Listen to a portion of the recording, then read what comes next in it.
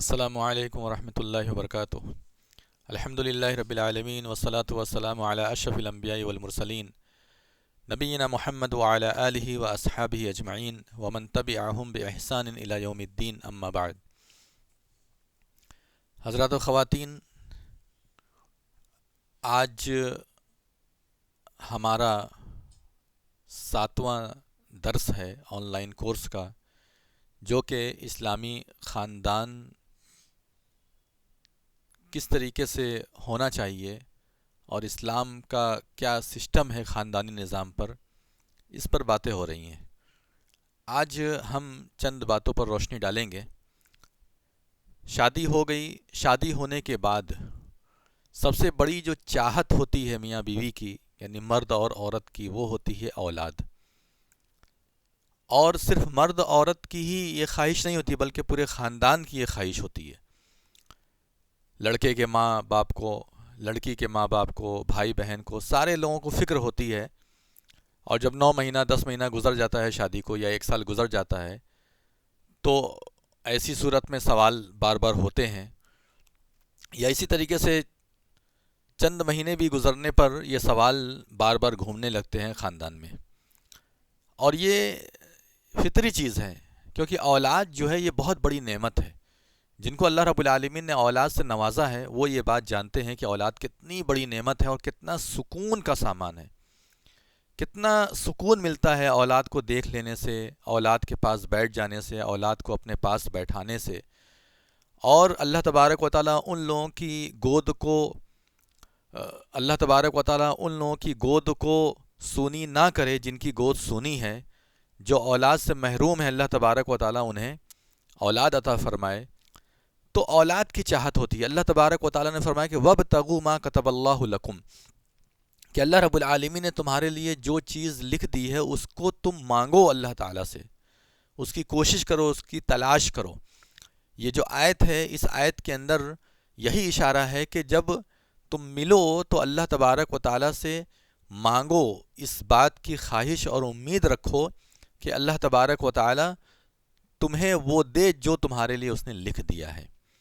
ایسی صورت میں اولاد لڑکا بھی ہو سکتا ہے، لڑکی بھی ہو سکتی ہے، جو بھی ملے آپ اس پر اللہ رب العالمین کا شکر ادا کیجیے۔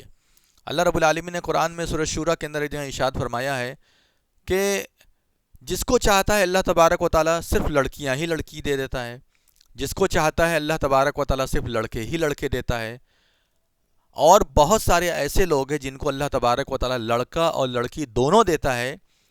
وَيَجْعَلُ مَن يَشَاءُ عَقِيمًا، اور بہت سارے ایسے ہیں جن کو اللہ تبارک و تعالیٰ بانجھ بنا دیتا ہے۔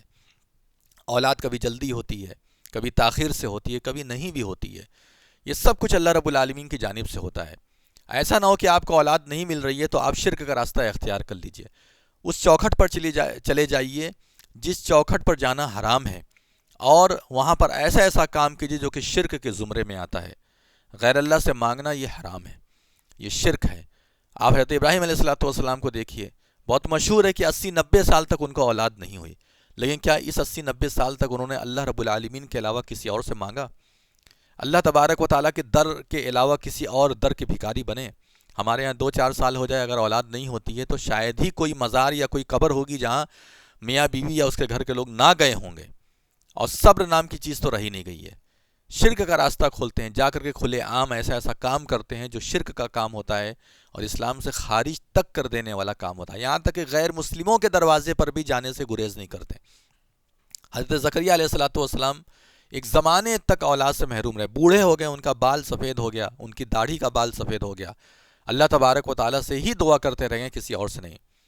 انہوں نے یہ کہا ربی انی وہن العظم منی واشتعل الرأس شیبا ولم اکم بدعائک رب شقیہ، اے اللہ دیکھ میرا بال بالکل سفید ہو گیا ہے، میری داڑھی سفید ہو گئی ہے، میری ہڈیاں کمزور ہو گئی ہیں، لیکن میں کبھی بھی تجھ سے دعا کر کے نا امید نہیں ہوا۔ اتنا اعتماد تھا، اتنا اعتماد تھا کہ اللہ تبارک و تعالیٰ میری دعا کو ضرور بضرور قبول کرے گا۔ اس کے بعد اللہ رب العالمین نے ان کو بڑھاپے میں یحییٰ علیہ السلام کی بشارت دی، یعنی یحییٰ جو کہ بعد میں نبی بنے، رسول بنے۔ تو یہ اللہ رب العالمین کے جو برگزیدہ بندے ہوتے ہیں، مخلص بندے ہوتے ہیں، ان کا یہ شیوا ہے۔ تو اولاد کی چاہت بہت عظیم چاہت ہے، اور چاہنا بھی چاہیے۔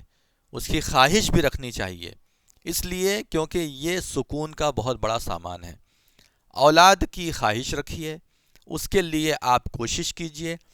اگر کوئی جسمانی طور پر مرض ہے، یعنی کوئی ایسا چھپا ہوا مرض ہے جو کہ بچے کو پیدا کرنے میں مانع ہو رہا ہے یا بچہ ٹھہرانے میں مانع ہو رہا ہے، تو ایسی صورت میں آپ ڈاکٹر وغیرہ سے علاج کیجئے، لیکن عبادت کے نام پر آپ ایسا کوئی بھی کام مت کیجئے جو کہ شرک کی طرف جاتا ہو۔ تو یہ بہت بڑی چاہت ہونی چاہیے، اولاد کی چاہت۔ اللہ تبارک و تعالیٰ نے یہ امید ساری مرد اور عورت کے اندر ڈال دی ہے، جو مرد اور عورت شادی کے بعد سے گزرتے ہیں، یعنی شادی ہونے کے بعد، نکاح ہونے کے بعد جو مرحلہ ان کا آتا ہے، اس میں یہ چیز ضرور آتی ہے۔ صحبت یہ بہت بڑا حق ہے، شادی کے بعد صحبت یہی ایک بہت بڑی وجہ ہوتی ہے شادی کرنے کی۔ جمع کرنا، ہم بستری کرنا، یہ بہت بڑی ضرورت ہے اور یہ بہت بڑا حق ہے۔ لیکن ایسی صورت میں بس موٹے طور پر بہت ہی مختصر میں آپ کے سامنے ایک دو بات رکھ دیں، وہ یہ کہ انسان جیسے چاہے ویسے جمع کر سکتا ہے، جیسے چاہے ویسے ہم بستری کر سکتا ہے، لیکن ایک چیز کا خیال رکھے کہ وہ عورت کی دبر میں ہم بستری نہ کرے۔ عورت کی دبر کا مطلب یہ ہے کہ وہ راستہ جو کہ پخانے کا راستہ ہوتا ہے، جس سے پخانہ کیا جاتا ہے۔ میں بالکل صاف الفاظ میں بول رہا ہوں تاکہ عام لوگ کو بھی سمجھ میں آ جائے۔ اللہ رب العالمین نے حرام قرار دیا، ملعون ہے وہ آدمی، اس کے اوپر لعنت ہے جو عورت کی دبر میں وطی کرتا ہے، عورت کی دبر میں صحبت کرتا ہے، مجامعت کرتا ہے۔ قرآن میں اللہ رب العالمین نے فرمایا ہے۔ اسی طریقے سے ایک مسئلہ اور ہے، وہ یہ ہے کہ حیض کی حالت میں جو ہے جمع ہم بستری نہیں ہونا چاہیے۔ یہ اسلام کا سسٹم ہے، اسلام کا نظام ہے۔ اگر عورت کو حیض آ رہا ہے، چاہے حیض 3 دن کا ہو، چاہے 7 دن کا ہو، چاہے 10 دن کا ہو، حالانکہ 10 دن کا ہوتا نہیں ہے، لیکن کبھی کبھی ریئر کیس ایسا بھی ہوتا ہے کہ 10 دن کا حیض ہوتا ہے، اور حیض کا خون بالکل الگ ہوتا ہے جس کو پہچانا جا سکتا ہے، اور وہ عادت کے دن ہوتے ہیں۔ تو اس وقت میں، ان ایام میں جمع کرنا، ہم بستری کرنا حرام ہے۔ مسلمانوں کو معلوم نہیں ہے اور وہ حیض کی حالت میں بھی ہم بستری کرتے ہیں۔ بعض لوگ کے بارے میں ایسی چیزیں سننے میں آتی ہیں۔ یہ مسئلہ ہر مسلمان کو معلوم ہونا چاہیے کہ حیض کی حالت میں ہم بستری کرنا، جمع کرنا حرام ہے۔ ہاں، یہ اور بات ہے کہ آپ اس کے پاس لیٹ سکتے ہیں، اس سے چپک سکتے ہیں اور بوس و کنار کر سکتے ہیں، لیکن مجامعت نہیں کر سکتے ہیں، صحبت نہیں کر سکتے ہیں۔ اللہ تبارک و تعالیٰ نے قرآن کے ارشاد میں وَيَسْأَلُونَكَ عَنِ الْمَحِيضِ قُلْ هُوَ أَذًى، یہ لوگ محیض یعنی حیض کے بارے میں پوچھتے ہیں، کہو کہ وہ گندگی ہے۔ فَاعْتَزِلُوا النِّسَاءَ فِي الْمَحِيضِ، لہذا عورتوں سے دور رہو حیض کی حالت میں۔ وَلَا تَقْرَبُوهُنَّ حَتَّى يَطْهُرْنَ، اور جب تک وہ پاک نہ ہو جائیں تب تک ان کے قریب نہ جاؤ، یعنی ان سے قریب کا مطلب یہ ہے کہ ان سے وطی نہ کرو، ان سے مجامعت نہ کرو، ان سے صحبت نہ کرو۔ کب تک نہ کرو؟ جب تک کہ وہ پاک نہ ہو جائے۔ پاکی کا مطلب یہ ہے، علماء کے صحیح قول کے مطابق پاکی کا مطلب یہ ہے کہ ان کا خون بند ہو جائے حیض کا، اور اس کے بعد وہ نہا لیں، غسل کر رہے ہیں، غسل کرنے کے بعد ان کی مکمل پاکی ہوتی ہے۔ اب اس کے بعد آپ اس کے پاس جا سکتے ہیں۔ یہ نہیں کہ اس کا خون بند ہو گیا اس کے بعد آپ جانا شروع کر دیں، نہیں، پہلے اس کو نہانے دیں، نہا کر کے غسل کر لیں، اس کے بعد وہ مکمل پاکی ہو جاتی ہے، اب آپ اس کے پاس جا سکتے ہیں۔ وَلَا تَقْرَبُوهُنَّ حَتَّى يَطْهُرْنَ فَإِذَا تَطَهَّرْنَ فَأْتُوهُنَّ مِنْ حَيْثُ أَمَرَكُمُ اللَّهُ، جب وہ پاک ہو جائیں تو تم ان کے پاس جاؤ اس راستے سے جہاں سے تم کو اللہ تعالیٰ نے حکم دیا ہے۔ وہ راستہ کون سا ہے؟ وہی فرج، یعنی آگے کا حصہ، اس حصے سے جمع کرو، اور دبر کا حصہ بالکل بھی استعمال نہیں کرنا چاہیے۔ حدیث میں ایسے شخص کو ملعون کہا گیا ہے، اور صدقہ تک کرنے کا ذکر آتا ہے حدیث میں، نصف دینار یا دینار کے برابر صدقہ بھی کرنا چاہیے، حالانکہ یہ واجب نہیں ہے بعض علماء کے نزدیک، لیکن بہرحال صدقے کا بھی ذکر حدیث کے اندر آیا ہے۔ لہٰذا حیض کی حالت میں ہرگز بیوی کے پاس نہیں جانا چاہیے۔ ہاں، اس سے چمٹ کر کے سو سکتے ہیں اور بوس و کنار وغیرہ کر سکتے ہیں، اس میں کوئی حرج کی بات نہیں ہے، بس وطی نہیں ہونی چاہیے، جس طریقے سے عام حالت میں جمع ہوتی ہے اس طریقے سے نہیں ہونا چاہیے۔ اب کبھی کبھی ایسا ہوتا ہے کہ مرد عورت سوچتے ہیں کہ بچہ کم ہو، اور کوئی عورت مرد تو ایسے ہوتے ہیں جو چاہتے ہی نہیں کہ بچہ ہو، کچھ ایسے ہوتے ہیں جو کہتے ہیں 4-5 سال تک نہیں ہونا چاہیے۔ یہ سب چیزیں فاسد ہیں، اس طرح کی چیزوں کے پیچھے مت پڑیے۔ یہ سب چیزیں ایسی ہیں جو آپ کی ازدواجی زندگی کو بھی خراب کریں گے، اور ممکن ہے کہ آپ کے اندر بچہ پیدا کرنے کی جو صلاحیت ہے، یا رحم مادر کے اندر جو بچہ بننے کی جو صلاحیت ہے وہ سلب کر لے۔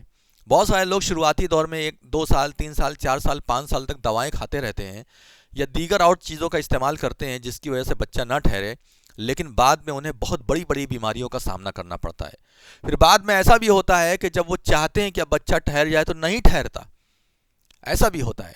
اس لیے اس طرح کا کھیل تماشا اپنے جسم کے ساتھ اور فطرت کے ساتھ مت کیجیے، بلکہ اللہ رب العالمین نے بچہ دیا ہے، اللہ تعالیٰ ہی پالے گا۔ اور بعض حالت ایسی ہوتی ہے جس میں آپ بچے کو روک سکتے ہیں یا احتیاط کر سکتے ہیں۔ عورت بیمار بہت زیادہ رہتی ہے، اسی طریقے سے جو ہے اگر عورت زیادہ بچہ پیدا اب کرے گی، یعنی اس کو کچھ بچے ہو گئے ہیں، اب اگر بچے پیدا کرے گی تو اس کی جان کو خطرہ ہے، ایک معتبر ڈاکٹر اگر یہ بات کہے، یا اسی طریقے سے بہت ساری عورتوں کا آپریشن ہو جاتا ہے، آج تو عام ہے آپریشن، جس کو دیکھو اس کو آپریشن سے بچے ہو رہے ہیں، تو 2-3 بچہ اگر آپریشن سے ہو گیا تو اس کے بعد اب اس کی کھال اس لائق نہیں رہتی کہ پھر اس کو چیرا جائے، سلا جائے۔ تو معتبر اور صحیح ڈاکٹر کے ذریعے سے اگر یہ اطلاع دی جائے اور ریکمینڈ کیا جائے کہ نہیں اب بچے نہیں ہونے چاہیے تو اس پر عمل کیا جا سکتا ہے۔ ساتھ ساتھ علماء کی بھی تصدیق ہونی چاہیے، کوئی معتبر علماء ہو، مفتیان اعظام جو مفتی کے عہدے پر ہو، دارالفتہ میں جا کر کے اپنا مسئلہ رکھ کر کے تب اس کے بعد اس پر فیصلہ لینا چاہیے۔ اپنے من سے بچہ روک دینا، یہ اللہ تعالیٰ کا نظام ہے، اللہ تعالیٰ کھلائے گا، اللہ تعالیٰ پلائے گا۔ یہ تو لوگوں کا ہے کہ 10 روپے کا اناج اٹھا کر کارپوریٹ سیکٹر میں بیچ دے رہے ہیں، وہ 200 روپے کا آپ کو اناج دے رہا ہے۔ یہ تو دنیا والوں نے کھلواڑ کیا ہے۔ اللہ تبارک و تعالیٰ جتنے انسان ہیں اتنا اناج پیدا کرتا ہے، اس میں کوئی کمی نہیں رکھتا ہے۔ اللہ تبارک و تعالیٰ نے سب کا انتظام کیا ہے۔ جب اس دنیا میں لاکھ لوگ، کروڑ لوگ تھے، تب بھی اللہ تبارک و تعالیٰ سب کا پیٹ بھرتا تھا۔ آج اس دنیا کے اندر 7 ارب کے قریب لوگ ہیں، تب بھی اللہ تبارک و تعالیٰ سب کا پیٹ بھر رہا ہے۔ ہم نے کھینچ لیا ہے، ہم نے اپنا ہاتھ کھینچ لیا ہے۔ ایسی ایسی حکومتیں ہیں جو لوگوں کو مرنے پر مجبور کر دے رہی ہیں، جو غریبوں کا خیال نہیں رکھ رہی ہیں۔ یہ حکومتوں کا قصور ہے۔ اللہ رب العالمین نے کسی کا رزق روکا نہیں ہے۔ وَمَا مِن دَابَّةٍ فِي الْأَرْضِ إِلَّا عَلَى اللَّهِ رِزْقُهَا، اللہ تبارک و تعالیٰ کے ہاتھ میں ہے رزق۔ جتنے بھی اس دنیا کے اندر انسان پائے جاتے ہیں، جتنے بھی چوپائے پائے جاتے ہیں، سارے لوگوں کی رزق کی ذمہ داری اللہ تبارک و تعالیٰ کے اوپر ہے۔ یہ فیملی پلاننگ، یہ سب سوچ کر کے جو ہم زندگی گزارتے ہیں، یہ ٹھیک نہیں ہے۔ اللہ رب العالمین نے فرمایا کہ وَلَا تَقْتُلُوا أَوْلَادَكُمْ خَشْيَةَ إِمْلَاقٍ نَحْنُ نَرْزُقُكُمْ وَإِيَّاهُمْ، کہ اپنی اولاد کو اس لیے قتل نہ کر دو، اس لیے قتل نہ کر دو کہ وہ تمہارے ساتھ کھائیں گے، ہم تمہیں بھی رزق دیں گے، ہم ان کو بھی رزق دیں گے۔ سارے لوگوں کی رزق کی ذمہ داری ہمارے اوپر ہے۔ اور اسی طریقے سے ایک کام جو ہوتا ہے وہ ہے پیٹ کے اندر ہی بچے کو مار دینا، جسے ایبارشن وغیرہ کہتے ہیں۔ ایبارشن ضرورت کے وقت جائز ہے، کوئی ضرورت ہے، کوئی خطرہ ہے، وہ بھی میں نے بتایا کہ آپ ڈاکٹر اور علماء سے مشورہ کرنے کے بعد اس پر فیصلہ کر سکتے ہیں۔ لیکن اگر بچے کے اندر جان آ گئی ہے، اور بچے کے اندر جان کب آتی ہے؟ 4تھے مہینے میں، 4 مہینے کے بعد اس کے اندر جان آ جاتی ہے۔ تو اگر 4 مہینے کا بچہ ہو گیا ہے، مکمل 5ویں مہینے میں داخل ہو گیا ہے، تو اب ایسی صورت میں اس کا ایبارشن نہیں کرایا جا سکتا۔ صبر کیجیے، اگر کچھ ایسی بات آپ کے سامنے آ رہی ہے پیٹ میں بچے کے بارے میں اور اس میں جان آ چکی ہے تو صبر کیجیے، اللہ تعالیٰ بہتر کرے گا۔ لیکن اگر ڈاکٹر کچھ بڑی مصیبت بتا رہے ہیں، بڑے مسائل بتا رہے ہیں، تو اپنے قریبی عالم سے مل کر کے، علماء اکرام اور مفتیان اعظام سے مل کر کے مسئلے کا حل نکالیے۔ یہاں پر میں یہ بات نہیں بول سکتا کہ ایبارشن کرایا جائے گا یا نہیں کرایا جائے گا۔ حالات کے مد نظر وقت کے علماء یا ذمہ داران جو ہوں گے جماعت اور جمعیت کے، ان سے آپ بات کر کے کیا بہتر راہ ہوگی وہ آپ مشورے سے نکال سکتے ہیں۔ لیکن 4 مہینے کے بعد بچے کا ایبارشن نہیں، 4 مہینے کے پہلے اگر کوئی مجبوری ہے تو 4 مہینے کے پہلے ایبارشن کرانا چاہیے، اس کے بعد ایبارشن کرانے کی گنجائش نہیں ہے، الا یہ کہ کوئی بڑا مسئلہ ہو اور اس پر ڈاکٹر اور علماء کی تصدیق موجود ہو، تو ایسی صورت میں ایبارشن کرایا جا سکتا ہے۔ آپ یہ سوچیں گے کہ ہم بچے کو کھلاتے ہیں اور جو ہے اگر بچہ زیادہ آ جائے گا تو وہ کہاں سے کھائے گا، یہ سب اللہ رب العالمین کے ہاتھ میں ہے۔ پہلے کے زمانے میں دیکھیے کس طریقے سے لوگ جو ہے بچے پال لیتے تھے، آرام سے سارا کام کر لیتے، لیکن آج جو ہے ایک بچہ اگر ہو جائے تو لوگوں کے لیے بہت بھاری ہے، اور تنخواہیں 1,00,000 1,50,000 2,00,000 اتنی تنخواہیں ہیں، اور ایک بچے 2 بچے میں بس ہو جاتے ہیں۔ یہ بچے یہ رحمت ہے دنیا والوں کے لیے، یہ نسل بڑھاتے ہیں اور ملک کے لیے اور اپنے علاقے کے لیے فلاح کا کام کرتے ہیں، کامیابی کا کام کرتے ہیں، ترقی کا کام کرتے ہیں۔ اس کا صحیح استعمال کرنے کی ضرورت ہے۔ یہ جو آبادی ہے، اس آبادی کو زحمت نہ سمجھ کے اگر آپ صحیح استعمال کریں اس کا، تو دیکھیے بہتر حالات ہوں گے۔ صحیح استعمال کرتے نہیں، اور اللہ رب العالمین نے جو وسائل دی ہیں اس کو کرپشن کے ذریعے سے ختم کر دو گے، چوری چماری کرو گے، تو اس کے بعد کہاں سے آپ اپنے عوام کا خیال کر پاؤ گے؟ اس لیے اس پر غور کرنے کی ضرورت ہے۔ تو آج جو ہم نے آپ کے سامنے بات رکھی وہ یہ کہ اولاد کی چاہت ہونی چاہیے، اور اولاد حاصل کرنے کی پوری کوشش کرنا چاہیے۔ آپ پہلے ہی روز سے یہ مت سوچو کہ 2 سال تک چھوڑ دو، 4 سال تک چھوڑ دو، یہ اچھی چیز نہیں ہے، یہ بہتر نہیں ہے۔ اور دوسری چیز جو ہے وہ یہ کہ دبر میں وطی نہیں کرنا چاہیے۔ دبر میں وطی کرنا یہ ناجائز ہے اور حرام ہے، کسی بھی صورت میں جائز نہیں ہے۔ حیض کی حالت میں وطی نہیں کرنا چاہیے، یعنی صحبت نہیں کرنا چاہیے، وہ بھی حرام ہے۔ فیملی پلاننگ سے بچنا چاہیے، الا یہ کہ کوئی مجبوری ہو، کوئی وجہ ہو، بیماری ہو، یا اور بہت بڑی بڑی وجہ ہو۔ اور آخری بات جو میں نے بتائی تھی وہ یہ کہ ایبارشن کا بھی مسئلہ وہی ہے کہ 4 مہینہ اگر ہو گیا ہے تو بچے کا ایبارشن نہیں کرنا چاہیے، صبر کرنا چاہیے اور اس کو پیدا کرنے کا عزم کرنا چاہیے۔ 4 مہینے کے پہلے اگر کوئی مجبوری ہے، کوئی وجہ ہے، تو ایبارشن کیا جا سکتا ہے، لیکن اگر 1 مہینے کا ہی بچہ ہے، 40 دن کا ہی بچہ ہے، تو ایسے ہی ہنسی کھیل میں ایبارشن نہیں کرنا چاہیے۔ اگر روح نہیں بھی آئی ہے بچے کے اندر،